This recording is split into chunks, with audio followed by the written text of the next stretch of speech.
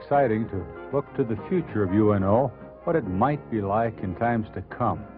Sometimes, though, it's important to stop and take a good look at the past of the university, the people and the happenings that help make the excitement of future history possible. With this in mind, join me for Reflections in Time.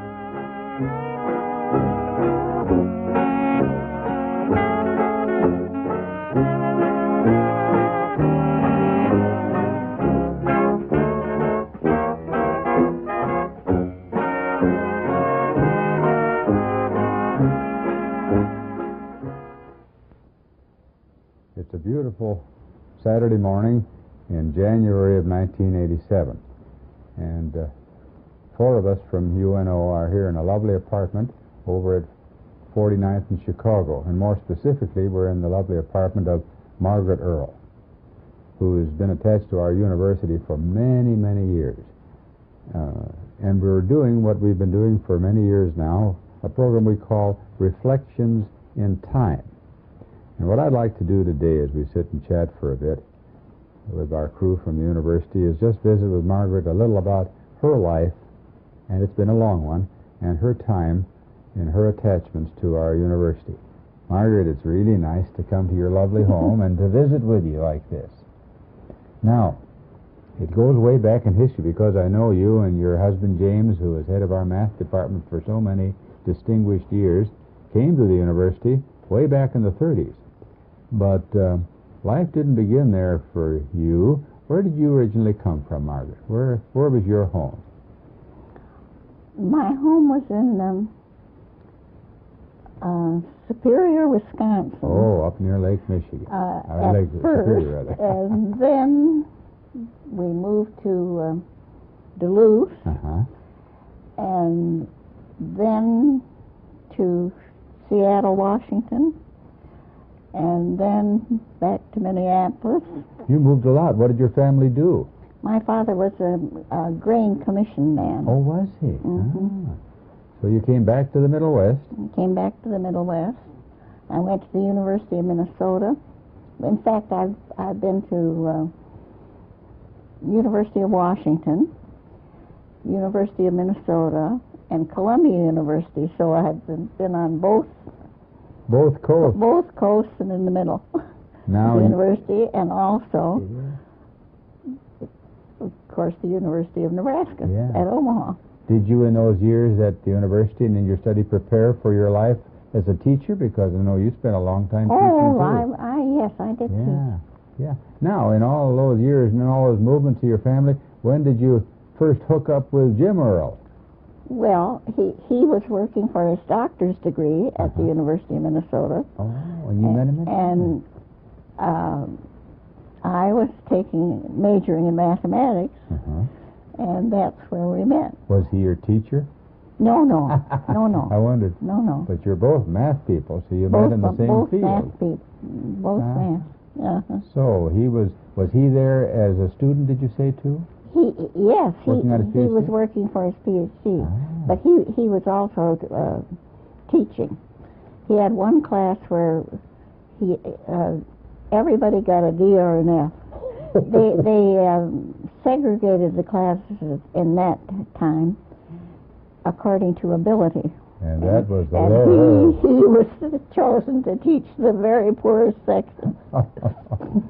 So you met at the university, and then how long was it till you decided to marry that man? Oh, I don't remember. I don't remember how long. But anyway, we were married in 1930. Oh, it was quite a while because I got my degree in 1921. And then you did some teaching, I suppose, didn't you? Oh, yes. Where did you teach when you first received your degree, Margaret? I taught at the University of Minnesota High School. Oh, yeah, they had a school attached to campus, didn't they? And I was offered a job in Oklahoma, and the recruiter told me I had to go to school one summer. I had to teach summer school one summer, and by that time I would meet an oil millionaire and be married. didn't quite work out that way, but you had a long and lovely married life, which happened a little while later. So you taught at Minnesota. And then I taught at Columbia University, the Horseman School for Girls. Oh. And then I got married. And then you got married. And then you and Jim, by that time he had his doctorate, I suppose. Mm-hmm. And where had he been working? Did he just finish his doctorate, or had he been teaching somewhere else by the time you were married? Because I know you ended up at Iowa City. Or is that where you first came after you were married? Do you recall? No, he had his doctorate before we were married. Right. And first things first with him. Yeah. And then he taught at Michigan State. Uh-huh. And then went to then we got the job at Iowa City. And you moved there in the late 20s, or what time was that about? It was in 1930. Oh, so you were only there a few years before you came west. Just 1 year, Uh-huh. really. He only taught 1 year at Iowa City. Now. We'd only been married at the 1 year. Uh-huh. So you were newlyweds then in that first year at Iowa City when he was teaching. How did this trip to the Omaha come about? How did you remember the contact? How did that all come? I don't remember, but he was offered the job at Omaha at a much higher salary, and we came to Omaha in I think it wasn't. It must have been 1931. Yes, I know it was 1931. James was born in 1932. Your son was born a year later. Now, you came here then in the sort of the depths of the Depression, didn't you? Oh, yes. Times were hard. And then the faculty took a cut in the Depression. Across the board, everybody was cut 10%. Is that right? And I don't think we ever regained the purchasing power again. Do you recall? It's a tough question, but when you came here in the early 30s, in that tough time financially, what kind of a salary you and Jim received for coming here? $4,000. That was it. That was it. Yeah. Now, who was in charge here when you came? Seelock. Ah, yes, we've heard of him, and of course. Seelock was the president. Yes. Do you remember? This is a tough one. Your first impressions when you first came here and first saw the university. What did it look like? It looks so different now in 1987. I know it to you, and you come occasionally. Oh, I personally, I was quite dismayed when I saw the campus. Of course, it was out on 24th Street. It wasn't much, was it? And compared to Iowa City. Oh no. And I well remember they took a house, somebody's house. Wasn't it the Reddick house? Oh no. This was after, after they had Jocelyn Hall and all that. Right. But they took a house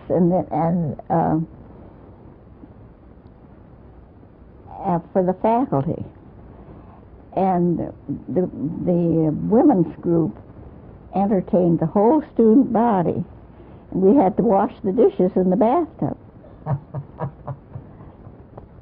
But we did all the preparation. This was just a house that was lived in, And these were the faculty wives. And the faculty wives did that. Well, I imagine there weren't very many faculty wives because the faculty was pretty small. The faculty was very small. Do you remember some of the people who were here as you came? You mentioned Dr. Seelock. We'll come back to that. But who else was here and teaching or administrating when you and Jim moved here? Well, the Helmstetters. Oh, Carl and Frida Helmstetter. Carl and Frida Helmstetter. And Frida was very, very helpful. Well, Frida and Carl, both. So they helped you get adjusted. Right away you struck up a friendship with them. And of course the Thompsons came the same time we did. Oh, did they? They came the same time. And the Garlows, and Edgar Holt. I've heard and of him. Mrs. Holt. And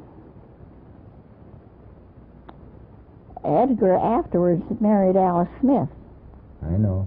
Alice Smith was here. Yes. And I think Nell Ward was here. Was already on the faculty. So you mentioned 8 or 10 people, and that was just about it, wasn't it, Margaret? In terms of faculty, or were there a few more? There were a few more. I don't remember them all. But those were in your friendship circle there. The Dr. Helmstead and Frida I can't remember. I think Hosman was here. Oh, yeah, Carl Hosman. No, Everett. Everett Hosman. Who became our Dean of Adult Education, started the College of Adult Education, yeah. So you had a nucleus of very interesting and fine people there. Yes, yes. You mentioned a moment ago, Margaret, that Frida Helmstetter was so nice and helpful to you. Did you come and live in an apartment? Did you have a home? How did you? No. We had an apartment at 3160 Dodge Street. Oh, right down near where the old Sears building used to be. Do you remember what it was like, a little apartment? Oh, yeah, it was little. With your salary, you couldn't afford very much, could you? I've forgotten what we paid. It seems to me it was like something like $50 a month. Something like that. But in those times, that was quite a bit, I should imagine. And one thing that happened during those years was Jim got pneumonia. And I went out and taught his classes. At the university? At the university. No, so you got back into teaching in a hurry. So, yes. Well, you were well equipped for that with your mathematical background and as a teacher. Well, I don't know how well equipped I was, but I did it. But anyway. Yeah. Now, in those early years, the university, as you remembered when you first came here, up on North 24th, the student body as well as the faculty were kind of small, weren't they? Oh, we could, I'm telling you, we could entertain the whole student body. You got them all in that one house? Yeah. I can't remember whether it was the whole student body or just the women, just the girls. But now when you were here and they were talking about that and you were getting acquainted and getting settled in, were they talking then about the move and the possible move to the new campus? They just become municipal university after you. Oh, before yeah, you came, that's the reason we came. Yeah. Because I guess Sela came in 30, and we came in 31. So there was a lot of talk about change then, I should imagine. And they had their own board of regents. And as you mentioned, Dr. Seelock was the president. But one thing we've heard, Margaret, is the main thing we hear about Dr. Seelock, of course, is his untimely end, and very tragic end. And I wondered, and I don't believe on any of these tapes that we have, anyone's really talked about that. You were living here at the time that occurred. What are some of the things in your memory that seem to lead up to that? Well, I think there was friction in the Board of Regents about the university expanding. They wanted the campus was too small and the buildings were not adequate, and they were growing. The university was growing, and they wanted a new campus. And there was much talk about where it would be. And some of the regents were opposed and some for it, and there was much dissension. Did Dr. Seelock have a pretty definite opinion of what he wanted to do? I think so. He wanted the new campus. And I don't think the faculty even were all in agreement. So there was a lot of discussion and argument. A lot of dissension. Was there talk then of a lot of sites other than the one where we're at now in 1987? I think so. I think South Omaha wanted the university. And they said something about near Hanscom Park and, all that sort of thing. So there were many places that wanted it or were suggested. Many places that were suggested. And, of course, out where it was built, it was sort of out of town at that time, wasn't it? So probably a lot of people said, that's way too far west, huh? I know. There was nothing. And of course, Thompson tried desperately to get them to buy where St. Margaret Mary's is now. On the other side of Dodge Street. The other side of Dodge Street. Oh, but President Haynes was opposed to that, and fought Thompson on that. Yeah. But before we get to Haynes, let's go back to Seelock. You were saying that there was a lot of dissension, a lot of discussion about this move from the North Omaha campus. Mm-hmm. Let's talk a little about that period. Now, we're in the early years of the university. You and Jim are here and getting ready to move out to the new campus. What all are some of the things that went on in that period before we came out to the West Campus that you remember? We stayed out there for another few years, didn't we? Well, the Depression. Yeah. And the faculty took a 10% cut in pay. Everyone. And I remember we had people coming to the door begging for food. And it was pretty tense. I mean... You had a little boy then in your family too, didn't you? Yeah. And Jim. We had James. Mm-hmm. Was it pretty hard for you too to make ends meet? Was it just generally tough for everybody? I think it was tough for everybody. Mm-hmm. Of course, Jim was a minister's son. He was used to economizing. I know about that too. Yeah. So, but it was hard, and the university was growing, and they finally, wasn't it in 1939 that they got the new campus? 38 or 39. Now, was there any worry during those years, Margaret, as you mentioned those hard Depression years, that the university might have to close? Was there any talk at all about that, or since it was growing, there wasn't much to worry about? What was that like? Oh, I don't think we worried about the university closing. Not after they got over the Seelock tragedy. Mm-hmm. I don't think so. Did things sort of settle down then? Yeah, they seemed to Harmony? To settle down, and Dr. Haynes did a nice job of running the place? Yes, he seemed to. I've heard that he was quite a scholar and a quiet gentleman. Is that a way you to praise him? Do you remember him as a person? Oh, yes. And the Haynes entertained the entire faculty. Oh, did they? I remember they had one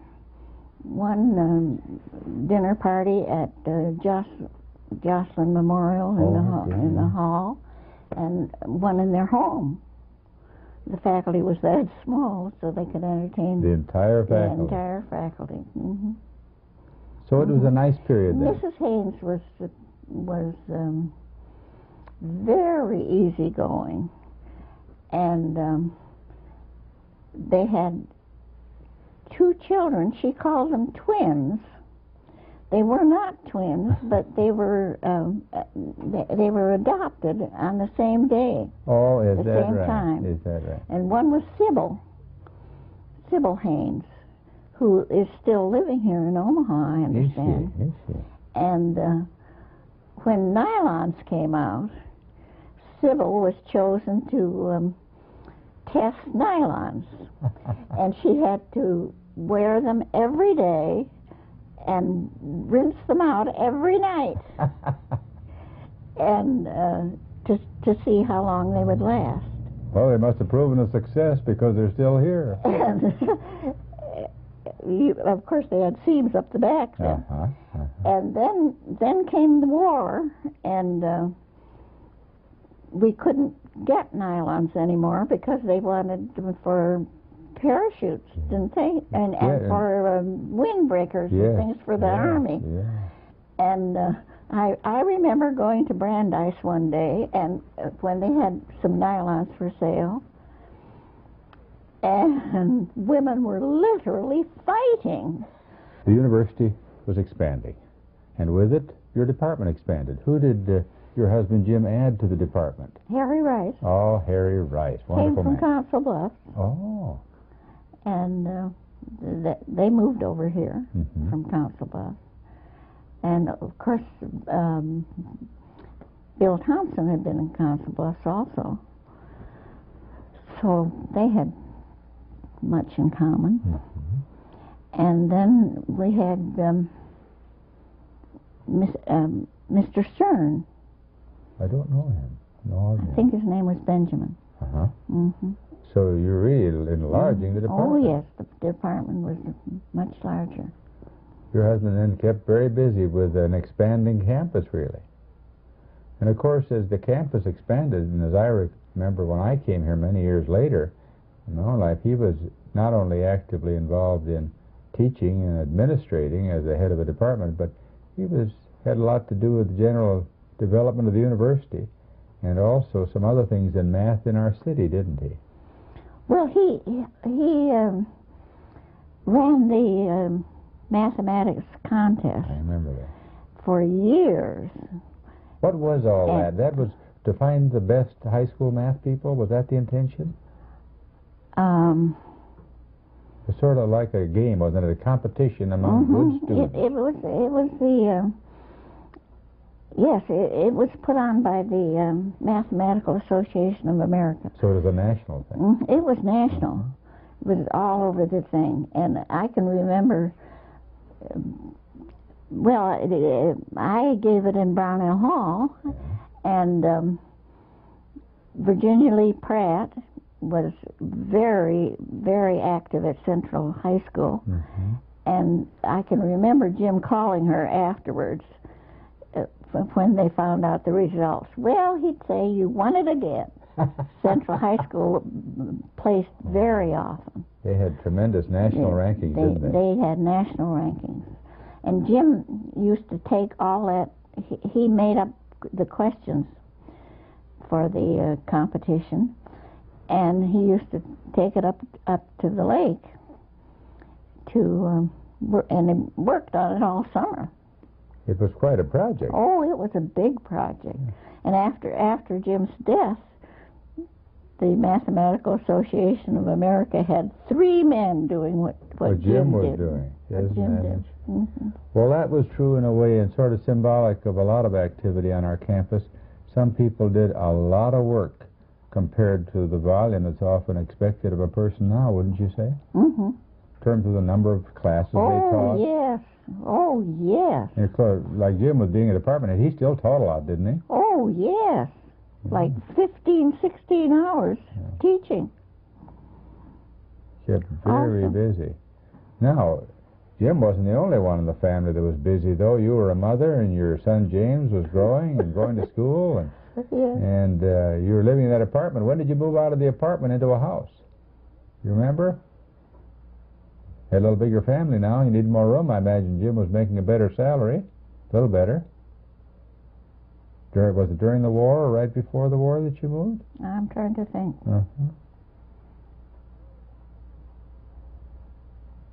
Well, we bought the house on 53rd Street, South 53rd, 528 South 53rd Street. I don't remember what year. Well, it probably was in the late 30s or early 40s. And so you moved a little closer to the campus then, didn't you? That was closer to the university, which was handy for everyone. Yeah. And in your case, as I was trying to say, it wasn't just Jim working. You were not only a mother, but you started somewhere along the line. How did you get back into teaching? Well, Dr. Henry, by this time, had left the university, Dr. Claude Henry. And he was headmaster at Brownell Hall. And he called me one day and asked me if he knew that I was a math major. And it seems he asked me if I'd be interested in taking some classes at Brownell Hall. And the girl, the woman who was teaching there, had a chance to go to the island of Aruba.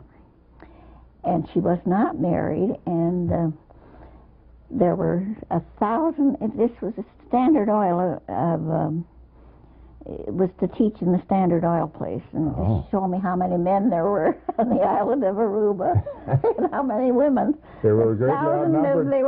The men greatly outnumbered the women, and she was just dying to go. So I said I would come over and take her classes and release her from her contract. So she was able to go to Aruba? She was able to go to Aruba, and I went to Brownell Hall and part-time only. And I stayed there for about 12 years. So you got back into it, enjoyed teaching. And I really loved teaching at Brownell. You were teaching your subject, math, all the time? I was teaching math all the time. Mathematics? In the upper school, not the lower school. Mathematics really has been a family tradition. Mother, father, son, everybody. Son is physics. Yeah. They're all He pretty left close, us. though. He left you for physics. Now, it's, let's talk a little bit about some of those periods. We talked about Dr. Haynes. Anything else about that period that you can remember? People or things that happened in the 30s when he was head of the university, before Dr. Bale came?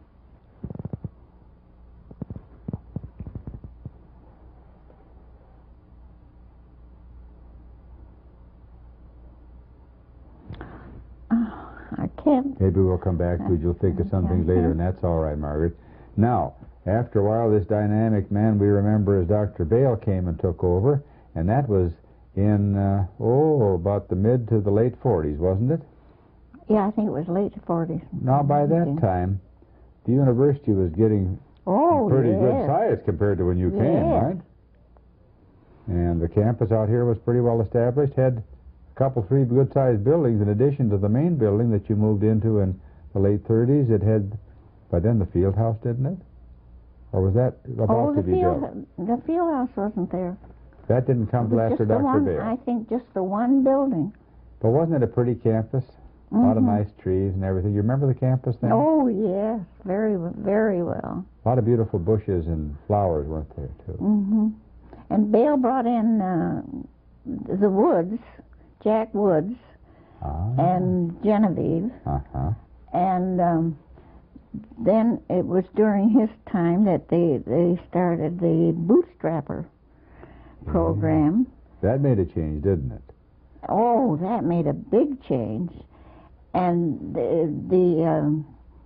there were many more students, of course, all the bootstrappers. And they had this bootstrapper program for those who were not high school graduates, but they took them all in at the university, and they had Genevieve Woods was in charge of it, and they had those classes, and I went over to teach those. So now you came back to teach a little bit at the university. So I came back to teach those bootstrapper classes. By that time, had you quit teaching at Brownell, or were you still doing it there too? No, I don't think I was over at Brownell yet. Oh, it was before you got going at Brownell. Yeah, and it was right after the war years, huh? Yeah. So you sort of kept your finger in teaching off and on most of your married and adult life, haven't you? Oh, the bootstrapper program was really something. Genevieve was such a taskmaster. And I remember she told that they were mostly men. I think they were all men. And she told them that they had to put in so much time. And we had correspondence courses from the University of Nebraska at Lincoln. We worked, and they would come up to the desk, and you would help the student.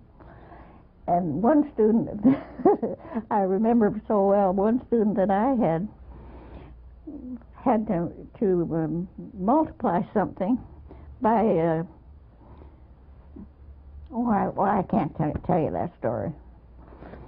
But anyway, Genevieve was a hard taskmaster. She wouldn't let them leave the room even, except at certain times. They knew who was in charge. They knew who was in charge. But that was a wonderful thing for the university to be able to have that program. Oh, yes. yes. Because that we was had a some big, tough times through the war. That was a big boost for the university. It was pretty tough during the war, wasn't it? Because the Oh. student body got pretty small, didn't it? Mm-hmm. Yeah. And Dean Holt went to the Army, didn't he? I believe he did. Mm-hmm. I think he did. You lost many people to service, and of course, mainly a number of students, didn't you? Mm-hmm. Let's take just a few minutes more visiting. We've been at this quite a while now, and you've had a lot of wonderful years, healthy years, most of them, haven't you, for 90 plus as we talk in 1987. And through those many years, as a teacher at Brownell and as a faculty wife for the university, you've had attachments to our university, close ones. I know my wife and others have been involved with you and good friends in the women's club and other things. What are some of your pleasant memories and some of the people that come to mind as you reflect on your life with the university, Margaret? Well, we were very close to the Thompsons, both Bill and Dorothy. Jim worked with Bill. He was head of the curriculum committee, and he worked very closely with Bill. And Dorothy, I would say, was really my very best friend. And we used to go what we called antiquing together. Oh, did you? And Dorothy had a wonderful collection of, and she would see something, maybe a little thing that cost $100, and oh, she'd say, "I need that. I need that." and she'd come home, and Bill would say, she bought some more oatmeal dishes, things like that. But I just thoroughly enjoyed the Thompsons, and of course the Helmstetters. Yes, close friends. Were very close friends, and the Williams were very close friends. We belonged to this bridge group with the Shills, Gordon and Marie Shills, and the Williams, the Earls, and the Helmstetters. Mm-hmm. And we had dinner parties, and well, it was very. And once in a while, we would include others like the Bales. Mm-hmm. Joe didn't play, but he did some. Oh, he did. A little, not very much. And I have enjoyed the bridge group. I know you started years ago. The faculty women's bridge group, and I have belonged regularly. I've ever since. Yeah, that covers many years, doesn't it? That covers many years. Mm-hmm. And the university for a long time had, well, I think they call them potluck suppers. Yes. You brought something. I remember them. You remember them. And you remember they were in that, what they call it? It used to be the theater and gymnasium. Yeah. In the main building. Yes, there. Then also after they had those Quonset huts. Had it out in the shack. Yeah. Yeah. They had it out there in the shack. They were great meals. Oh, I remember, and I remember one time we were strung along, so we'd see somebody on this thing. Mrs. Espinosa leaned over to me and, oh, she said, "Try that." And when she Mrs. said, Espinosa, "I made it." when she talked, you could hear her about 2 miles away. Yes. Mm-hmm. Yes, they were Yes, great get-togethers. This is when the faculty was small enough so that everybody knew everyone else.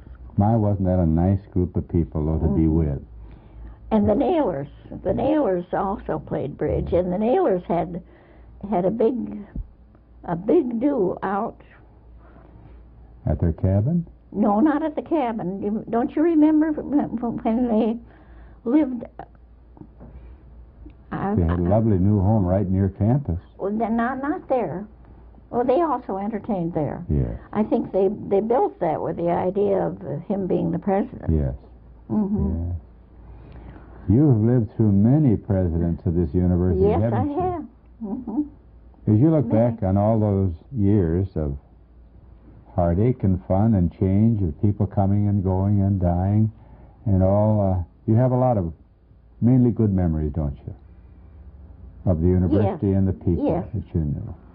Of course, recently it's been Roskins. Mm-hmm.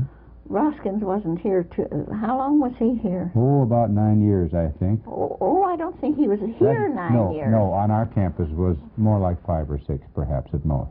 I don't think he was here that Yeah, long, but okay. but maybe. And then Weber. Dr. Weber, But he's been here. about 11 years now, I think. Yes, yes. So there have been a number of them. Oh, yeah, just count. There have been many Yeah. presidents. And the student body went from a few hundred when you came to about 14,000, 15,000. And I think the bootstrappers started that influx. Yes, they helped Of students. maintain it during a tough period and helped it Mhm. grow. Well, we've talked about the university and about a lot of the people. One thing I wanted to ask you before we finished our little tape together, Margaret, you've lived more than most people have the opportunity to do. I know. Yes. You're into your 90-some year. And, Well, George Burns said it's 91st. Yeah. I might make 91st. yes.